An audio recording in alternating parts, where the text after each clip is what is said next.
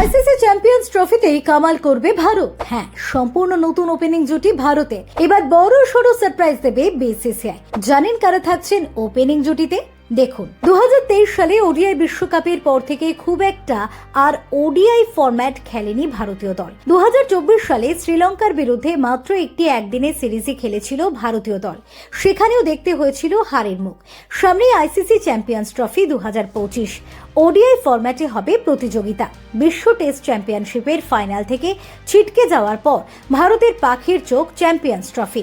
তার আগে ইংল্যান্ডের বিরুদ্ধে একদিনের সিরিজ খেলবে টিম ইন্ডিয়া। ইংল্যান্ডের বিরুদ্ধে সিরিজে একাধিক ক্রিকেটারের অগ্নি পরীক্ষা হতে চলেছে।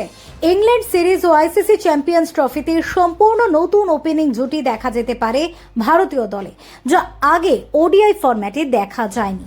এর আগে ওডিআই ফরম্যাটে বিশ্বকাপ ও শ্রীলঙ্কা সিরিজ ও একাধিক প্রতিযোগিতায় ভারতীয় দলের হয়ে ইনিংস শুরু করতে দেখা গিয়েছে রোহিত শর্মা ও শুভমান গিলকে, কিন্তু রোহিতের বর্তমান ফর্ম একেবারে খারাপ। গিলেরও রয়েছে ধারাবাহিকতার অভাব।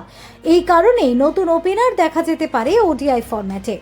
সব ঠিকঠাক চললে ওয়ানডেতে অভিষেক হতে পারে যশস্বী জয়সওয়ালের। দেশের হয়ে 18টি টেস্ট এবং 23টি টি20 খেললেও এখনও ওয়ানডে অভিষেক হয়নি যশস্বীর। সেই অপেক্ষার অবসান হতে পারে ইংল্যান্ড সিরিজে।